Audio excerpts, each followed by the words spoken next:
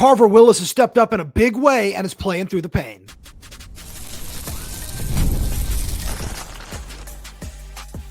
You are Locked On Huskies, your daily podcast on the Washington Huskies, part of the Locked On Podcast Network, your team every day.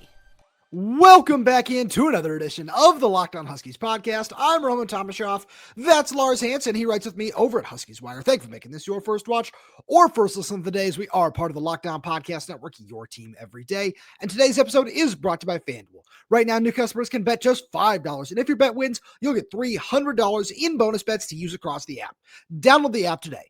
And just a quick reminder to all you everydayers out there, wherever you get this podcast, YouTube, Spotify, Apple Music, Amazon Music, wherever they might be, make sure to click that subscribe button, click that little bell as well. So when we post new show, plus for on the audio only side of things, please make sure to leave us a 5-star review, as it does help the show out a lot. Now, Lars, we got a really fun show coming at all the everydayers out there today. We're going to talk about the secondary who stepped up in a big way against Illinois, generated a couple of turnovers. We want to see if they can continue that streak at Wisconsin. We're talking about the defensive line because this is a game where controlling the line of scrimmage is going to be critical. But we'll get there in a little bit because we got to talk about the other side of the line of scrimmage, where we talked to Carver Willis and John Mills on Tuesday. And one of the things that Carver Willis revealed is that he's playing through a torn MCL that he suffered a couple of weeks ago against Ohio State.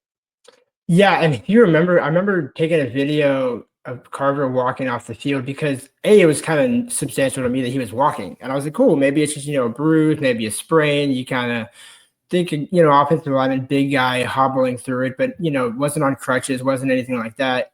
Literally was under his own weight, was able to walk off into the tunnel after the game. I thought maybe he might miss a week or two. And then it was like, oh, wait, this is actually a little bit more significant than I thought. And then to hear the news today that he had a complete tear, he's like, yeah, I completely tore it. I'm like, okay. Yeah. But then I will say, shout out to Carver for his answer when he said, how did you manage that? Well, adrenaline and toradol are two really good combinations. I'm like, yeah, shout out there. No, absolutely. And that's one of the reasons we wanted to make sure we talked about that, is because not only did we also talk to John Mills, like I said, who was coming off a high ankle sprain of his own, but getting both those guys back made such a significant difference against Illinois, where DeMond Williams wasn't sacked in that game. But now you're going into a game at Wisconsin where it looks like there's probably going to be some weather involved. And at the same point, Wisconsin is always going to bring a very tough, very physical defense to play. And this is one of those games where you need, like I said earlier, you need to find a way to control the line of scrimmage. And if you're able to run the ball with Jonah Coleman, if you're able to pass protect for DeMond, again, we'll see what just the offensive game plan looks like if the weather is as bad as, it's forecast to be right now. I'm just so curious, because one of the things that Carver said, where we always love getting a chance to talk to him because he's very open and honest. He's just been through so much in terms of just college football experience that he gives probably just one of the better answers on the team for most of the questions he's asked. And I looked at just one of the things he mentioned where he said, yeah, in a game like this in the rain, we on the offensive line, we actually have to tone it back a little bit, because we do get really juiced up when it's okay. We probably have to run the ball a lot and we're going to be asked to do so much. We can't overextend ourselves in any way. And especially for those two guys who are coming off such significant injuries. Yeah. I mean, you really, you're not overextending. That's kind of a hard thing to do as an offensive lineman, like you're saying, where you want to be able to push and run and pull and do all those types of things, but you have to kind of manage that. And then, you look at the opponent you're facing, you have two premium edge rushers. I think both Daryl Patterson and Peterson and Mason Rudiger are graded in the top 15 on PFF. So both of those guys have the ability to find their way to a quarterback. And when you're talking about, being able to come back and be flexible and things like that, that absolutely factors in. And then you throw in weather into that, it's not going to be Illinois, a couple weeks ago at Husky Stadium where it was nice and sunny for the most part, and you're able to kind of just enjoy it. That I wonder how much, you don't want to say it's going to play a role, but I have a hunch it somehow will. No, absolutely. And this is one of those things where I know Ryan Walters mentioned it. I'm pretty sure Jimmy Doherty did as well when we spoke to them, is this Wisconsin team in terms of talent, in terms of how they're coached, is better than the record shows. And I mean, some of that can always be coach speak when you look at a team that's 2-6, but I do agree when, you talk about the brand of Wisconsin football, that's super physical, that's just always going to punch you in the mouth kind of team. And maybe the numbers don't necessarily back that up. Number 13 in scoring defense, number 11 in total defense in terms of Big Ten rankings. But I think that this is just one of those games for Washington. Like we've said, anything can happen in the world of college football. And Washington just needs to prove that they can show up on the road. We've seen the high-end talent. We've seen all the things, especially on the offensive side, be able to just put together strong games at home and on the road at different points this season. But it's a little bit different now, going into a very tough place to play as the calendar turns over to November. You're starting to get late in the season. We've probably already talked about the college football rankings as the college football playoff rankings, as the everydayers know. And this is just one of those games where you never want to just like pencil anything in as a win. But I look at the talent that Wisconsin is bringing to the table. It's certainly not what it has been the last couple of years. I like where Washington is, but you can't rule anything out in a game like this. Hear me out for a second. Wisconsin, and especially this year, is traditional old Pac-12 Oregon State. Especially when you go down to Corvallis. I'm not saying in terms of talent and brand and all of that. Yeah, I'm just saying that 23 game where it's in the rain-soaked atmosphere and you don't know what's going to happen, and it's a way too close of a game when it comes in the fourth quarter that you expected it to be going in. And there's no real reason for it, but somehow you just always end up getting a very tough matchup from them. And I'm just saying, like, Wisconsin's even better than that.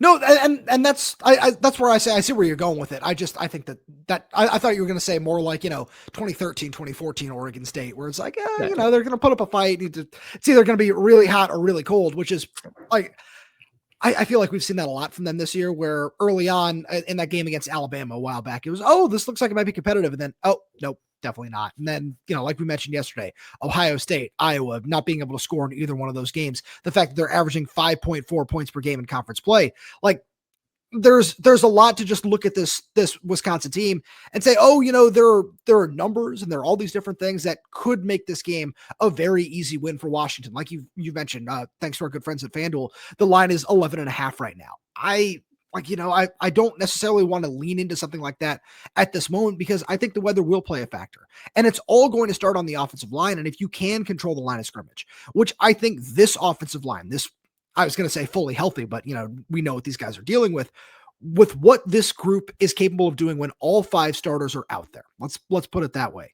You absolutely can dominate and win the line of scrimmage and control the game. And one of the things that I think is really interesting with this is Wisconsin has still been solid in terms of run defense, but again, with the weather probably playing a factor in this, Wisconsin's pass defense being rated number 14 in the Big Ten, allowing 230.3 yards per game.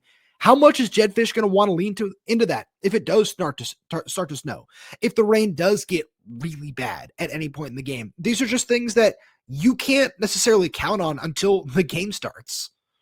But it's also good of why you have a strong running game with Jonah Coleman, Adam Muhammad. I wonder how much this impacts Jordan Washington's playing time, because if you're going to lean into the ground game in that respect, which I agree, and even DeMond in that same respect. Now, the only thing with that, I guess, is you just hope DeMond doesn't, you don't hope for the unfortunate part of that equation. But I think having Jonah and Adam Muhammad in your backfield, you don't need to air it out. I don't think you – and by the way, when you look at it, because I was diving into the numbers here, the amount of at or behind the line of scrimmage throws that DeMond has made this season is staggering. So I don't really look at their downfield passing game and being that much of a threat, when it comes to especially Wisconsin. You're probably looking at 15 yards and under in all of DeMond's attempts. I would be surprised if those would throw beyond 15 to 18 yards with weather or not, like weather and climate or not, because just the way that the offense is structured and the way that they get DeMond going, it just kind of seems to feed into that. I do hear what you're saying with that, but it's just one of those things where we have just come to expect DeMond to make a smart play, whether being a factor or not. This is just one of those games where, again, being at Camp Randall in mid-November, no matter what that team looks like, you should have some element of just like, I can't go in and just call this a win. I can't say this. I can't say that, because that's where, just college football is going to bite you. Just something like that can always happen. And this is one of those games where if you can control the line of scrimmage, I firmly believe that Washington can find a way to win big in a game like this, but that's not going to be easy. And the defensive line certainly needs to step up. And we'll get to that right after a message from our good friends over at FanDuel. The NBA is back, and there's no better place to get in on the action than FanDuel, the official sports betting partner of the NBA. Even if you've missed the start of the game or want to ride the hot hand, FanDuel has live bets on everything from who will score next to fourth quarter comebacks. Plus, you can even combine your live bets into a same-game parlay for a shot at a bigger payout. It keeps every game exciting, especially when your team is making that late push. Right now, FanDuel is giving new customers $300 in bonus bets when your first $5 bet wins. So head to FanDuel.com to sign up and play your game with FanDuel, the official sports betting partner of the NBA. We've also got a message from our good friends over at Dewar. I'm so excited about these new jeans that I have coming in the mail from Dewar. I've heard just the best things about them. I can't wait to wear them. For someone like me who I played baseball in high school and college, I have a lot of trouble finding jeans that fit. And with these ones, Dewar jeans, they have 5 times the stretch of traditional denim. I absolutely love that. And made with Cool Max that regulates your body temperature and wicks moisture, it keeps you cool and comfortable as the temperatures change. And Dewar jeans, they feel stretchy without looking stretchy. I absolutely love that because as someone who lives in athletic wear, Dewar combines classic jeans wear with the kind of comfort and performance that you get from athletic wear. It really is the best of both worlds. It's designed to look great and stay comfortable all day, no matter what you're doing. Dewar is because they are pioneers of blending technical innovation with everyday clothing. They invented the original performance denim. It is absolutely awesome. Simply put, Dewar makes the world's most comfortable pants without having to sacrifice style. Trust me, once you try these, they'll be your go-to. Get a pair for yourself or as an amazing holiday gift. Go to shopdewar.com/LockedOnSeattle. You'll get 15% off your first order. That's shopdewar.com/LockedOnSeattle for 15% off. shopdewar.com/LockedOnSeattle.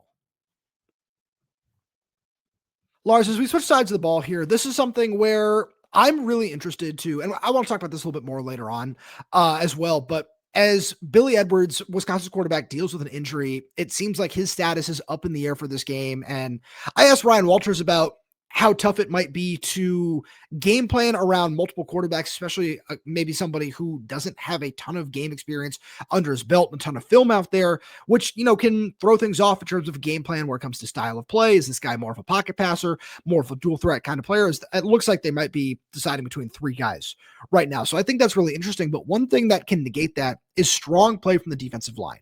And Washington's has been hit or miss so far this season. The fact that you weren't able to get a sack against Illinois was a little bit disappointing, especially when it looked like you had several opportunities to do so. And this is one of those games where, like we were talking about in the first segment, no matter what the weather is, you should find a way to win the battle in the trenches, but especially if the rain does become a factor in this game. Washington's defensive line and this deep rotation of bodies that you've had that have been able to contribute in one way or another so far this year really needs to step up.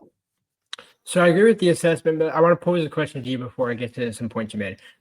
Between Washington and Wisconsin, which team has more tackles for loss this season, if you had to guess? I would say Wisconsin. They do, by 8. And I think it doesn't seem significant, but if you... Oh, it is. Right, it is. And that's why it's like the number isn't like, they have 12 or 24 more. It's not like that much of a difference. But in the game like this, that is significant. Washington only has 30 tackles for loss, just above, wait for it, UCLA. Gotcha.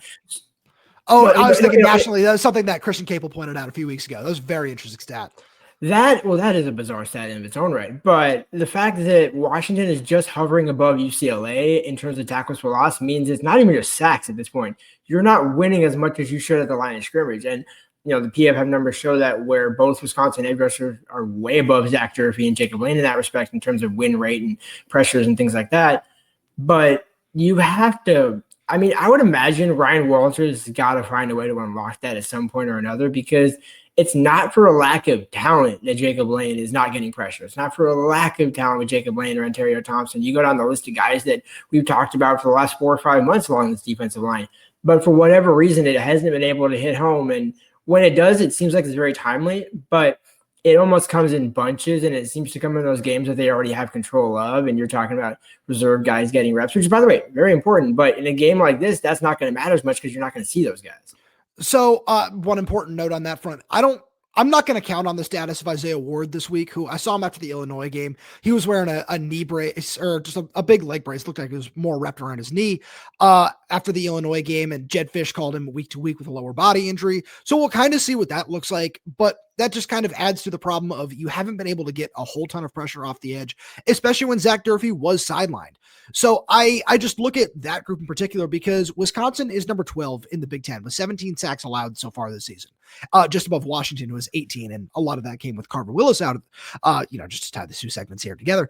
But I look at what Washington's defensive line has done. It's not just the pass rush, because I want to talk about how that might relate with the secondary and everything a little bit later on, but in the run game as well, where Wisconsin has just struggled in all areas on offense so far this season. They're number 17 in the Big Ten in rushing, averaging 109.7 yards per game. They are last in the Big Ten in third down conversion rate at 34.3%. They're last in the Big Ten in plays run this season at 471. Interestingly enough, Ohio State is number 2, but that's a hyper efficient offense. It's very impressive what they're doing. I just thought that was something that should be thrown out there. But this is one of those things where this Wisconsin offense has struggled no matter which way you slice it.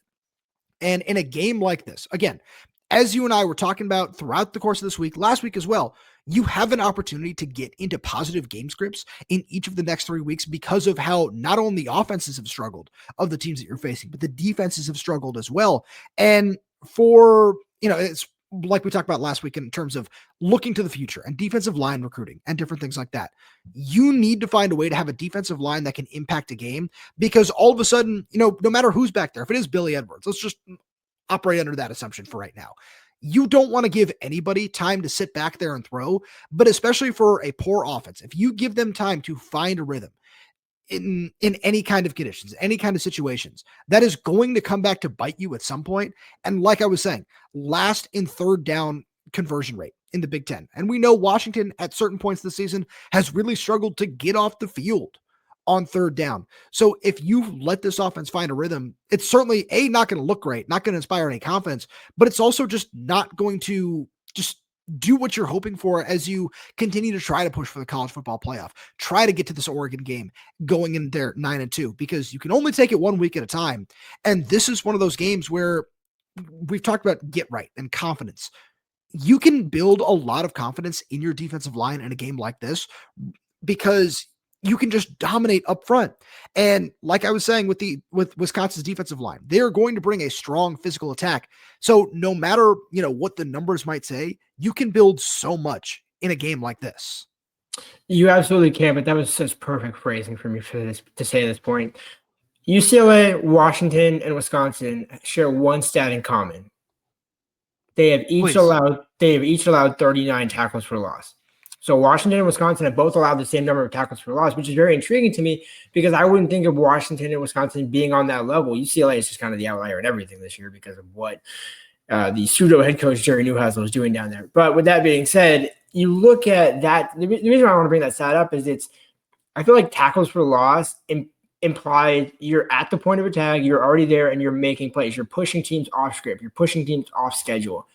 If Washington and Wisconsin are in that same bracket, that is really intriguing to me because at some level, that means either one team has struggled way more than they should or one team has excelled way more than they should. I feel like Wisconsin is excelling more in that point, and then Washington would be the one regressing in that point.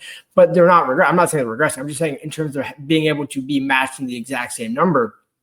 For me, the reason why this game is a, not pre-rate game, but this is kind of a statement game is you have all the talent in the world. You have the better offensive line. You have arguably the better overall defense. Not only do you have the better defensive line per se, but I think you have the overall better defense in this game. Let it show through. Find a way to carve up Antonio Thompson for a couple of pressures and sacks maybe. Somebody somehow has got to just be able to push that pocket, move Wisconsin around to where if you're forcing them into the run game, that works to your advantage because they don't have a strong run game. I'm trying to think of the Wisconsin running back from a couple of years ago, Monty Ball. Is that his name? That's a throwback. I mean, they've had several. I thought you're going to like Melvin Gordon or somebody like that too. There were so many. I was just trying to think of which one I was going to reference there. But yeah, they don't have the Monty Balls of old. So you have an ability to control Wisconsin on the ground and do things like that. But it really starts moving the pocket, which they can do. But also we still got to see it. So the one guy I want to highlight in that regard, who I'm very interested to see what his usage might look like in this game, is Bryce Butler. And I know this is somebody I've talked about a lot since he got here, but I think that this is one of those games where if you really want to find a way to generate pressure from the interior, he's someone who should see a higher snap count because he is shown to be really good at shooting gaps and just getting into the backfield really quickly and a lot of times untouched because of the way that just his first step in his hands. I've been very impressed with what he brings to the table. And I don't necessarily know if it's just something where Washington wants to utilize him in particular situations when it comes to, pass rushes versus rushing downs, different things like that. But he's someone who I always turn to when I say, if Washington really needs to get a spark, I want to see that guy in there. Him and Tacario, I feel, have been your two most consistent pass rushers in that regard. I feel like Ontario Thompson and Linneas Davis have been solid enough, but it just hasn't been enough on the interior to really generate the havoc that Ryan Walters has been looking for up front. And one of the ways that you can cause havoc, especially if you're able to get any kind of pressure up front, is by picking the ball off in the secondary.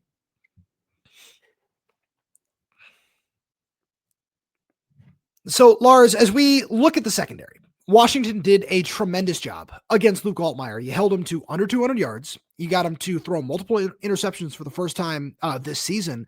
And this is one of the reasons that I think you and I have had a lot of confidence in what this defense can do at Wisconsin, is because even though Washington's defense is sitting just under Wisconsin's in terms of passing yards allowed, like literally 0.1 yards under at 230.4, I look at this unit and I think that now that Rahshawn Clark seems to be the bona fide starter at nickel, as Za'Darius Reyna-Sale continues to work his way into a bigger part of Washington's pass coverage plans, with Tacario Davis healthy and Ephesians Prysock really having a breakout season, plus everything that you've gotten from Rylon Dillard-Allen, Mikel Esteen, and Alex McLaughlin on the back end at safety, this is a really solid unit. And I think that this is one of those games where, again, I've talked a lot about positive game scripts.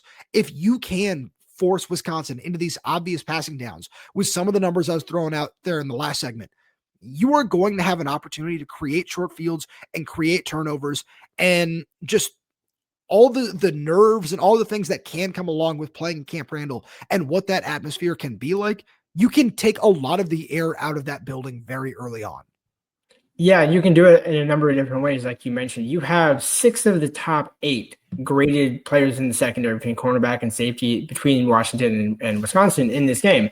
And one of those guys for Wisconsin's only played 3 games. So, that's basically like saying factoring in Dylan Robinson as your best guy. That's what it would be like for Wisconsin. And that's not even to credit who the player is. I'm just saying, like, you're only talking about one guy versus 6 or 7. So Washington absolutely has the advantage in the secondary, but at the same point, it's not like Wisconsin's world beaters. That's what's so frustrating about this, is how do you maximize something that is somebody else's almost like not even like weakness. It's just like, I don't look at Wisconsin and think like, oh, hey, we really got to shut down their pass game. It's if Washington's going to get beat, it's going to get beat on the ground. And I think that's why with having Alex McLaughlin be, up in the box is going to be so important. Having Rahshawn Clark make a few tackles for loss or 2 and making his presence felt. Za'Darius Reyna-Sale, I know he's not in the secondary, but kind of just one of those back end, front end guys that can do a number of different things. That's where I'm more or less looking for, like, how can those guys make an impact? So I think that's completely fair, but this is the biggest reason why. Wisconsin, they have the second fewest rushing attempts in the Big Ten, or third fewest, excuse me. They also have the second fewest rushing yards. They just haven't been able to run the ball very effectively. The only team that has been worse at running the ball this year is Maryland, and Wisconsin is averaging fewer yards per carry. They're worst in the Big Ten in yards per carry. And then you go and you can look at these passing numbers. It's just, it really is they've both been just evils in some regard, where the second fewest passing attempts, the worst completion percentage in the Big Ten. So it's not like one or the other has been great, but Wisconsin has also tied for the most interceptions thrown this season with 10. They're tied with Purdue.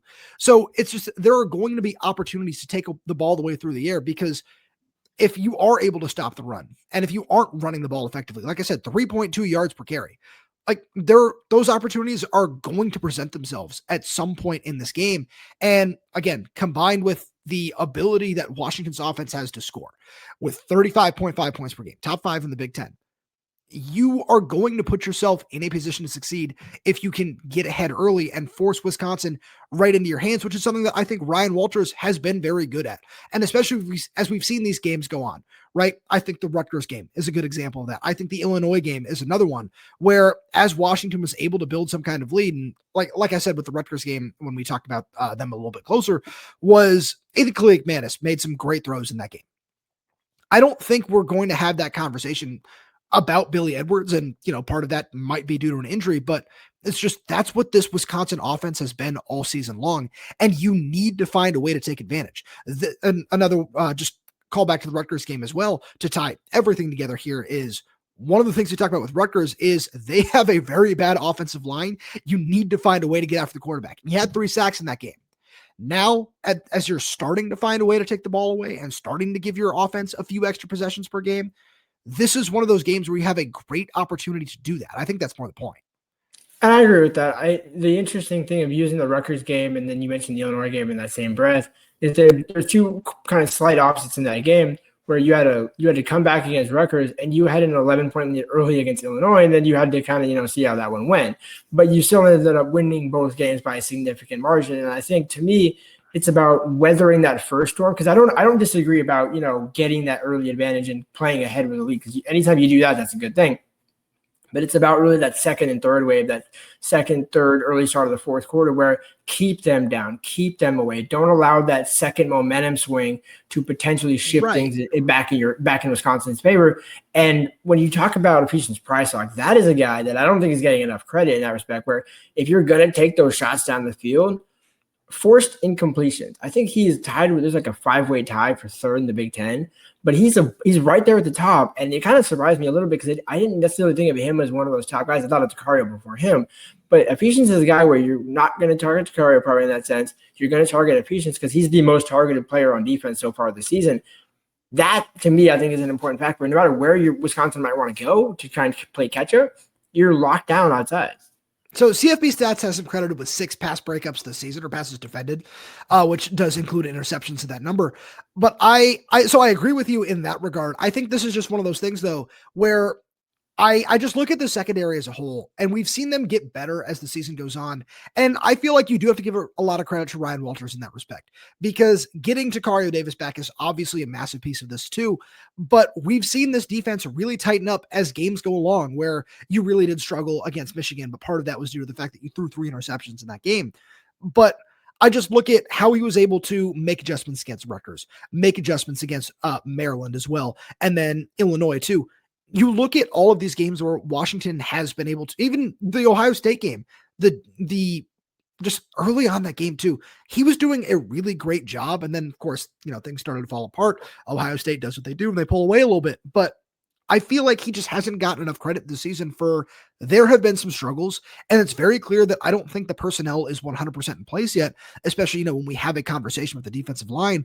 But one of the reasons that I was so confident in what he was going to be able to do coming into the season, and I still feel very good about what he brings to the table, is because of what Washington has on the back end. And these guys on the outside, Rahshawn Clark and the nickel, they've all shown that they can take the ball away. Tacario Davis has, 4 total interceptions with 2 that have already been taken off the board due to penalties. Obviously, those don't count. But I just look at what this unit has been able to do on the back end, and it's not just that. It's how they are as tacklers too. And like Alex McLaughlin had the really nice play. I think it was against Rutgers where he rips the ball out and the guy's knee was called down.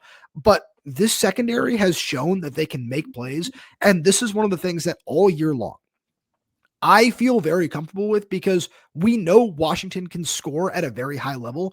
And I think this defense, when it matters most, has been able to step up time and again and make big plays. And we saw it from Rahshawn Clark in the Illinois game. We saw it from Tacario Davis at several different points, that this defense has playmakers in the right spots, and they also just fit this scheme very, very well.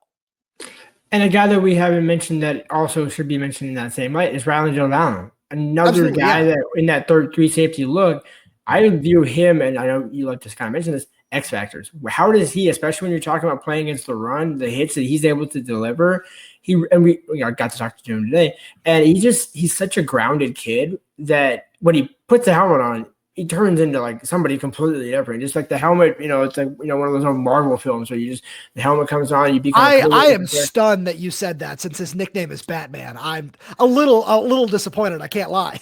I mean, Batman. Okay, it is what it is. But with that, the fair point. But where I was going with that on the field is in the sense of he's absolutely going to factor in this game as well. Oh, I agree. When you talk about finding a way to disrupt and not having the personnel in place, I think it's because, you don't know exactly what he's going to do. And I think that's probably a good thing. So I disagree with that a little bit, just because one of the things that he did mention to us is playing as that third safety. A lot of the time when he's out there, it's because of 12 personnel. So that's something that I feel like we'll see a fair amount of from Wisconsin in this game, because that's just how they've operated that offense for a very, very long time. But you also look at, like, for anyone who doesn't just like keep up with the stats like you and I might, Rylon Dillard-Allen is 7th on this team in tackles with 19. And there's a fairly significant gap between him and Jacob Lane in 6th, who has 29. But I've just been so impressed with what we've seen from him this season. It's the physicality, it's the range. And these were all things we saw during spring practice, during fall camp as well. And as his role just continues to get bigger and bigger and bigger, and as he continues to add weight to his frame, which is a very important part of him just growing and developing, I look at Rylon as someone who, not just necessarily in this game, but moving forward, is one of those guys who is just perfect for this sort of role, because I think that next season, when McEllisteen graduates, and the safety pairing will probably be Alex and Rylon is going to be that guy over the top. And with the range that he provides, whether it be, cover 1, cover 3, whatever Ryan Walters wants to call his range to go sideline to sideline, we're going to see him just get somewhere and pick off some passes that you don't think that, or, the casual observer might not think that he'd be able to do. And I don't know if this is necessarily a game where we're going to see him do something in that regard, just because of the role he's being used in right now. But moving forward, he's someone who I couldn't be more excited about. Yeah, I'm trying to think of the Miami linebacker when you go back and watch the U documentary. He's like, I wanted the ball. Like, I thought I wanted the ball, then I wanted the soul or whatever it was, and he just absolutely took him out. He just has that ability to not only see the ball and get the ball, but just make his presence felt. And I think when you talk about Ryan Walters' defenses, it starts with the back end. And if we're talking about him in a couple of years as somebody who's day 1, day 2, I would not be surprised, because and the ceiling for him is so high. I think that's what is intriguing about the most when you talk about his long-term projectability. But even in a game like this, no matter what, you're going to see him and feel him one way or another. Lars, as always, thank you so much for being here. Thank you all everydayers tuning in. We really do appreciate your support. We got so much more fun stuff coming for you throughout the season. So please make sure you subscribe wherever you get your podcast, whether that's YouTube, Spotify, Apple Music, Amazon Music. We're there. We're everywhere. We're updating this channel with new content every single day. So please make sure you click that like button, click the little bell, so you never miss when we post a new show. Plus, if you have any questions, comments, concerns, drop them right down below in the comment section. And if you're audio only, please give us a 5-star review, as it does help us out a lot. Thank you so much for tuning in, and we'll talk to you on Thursday.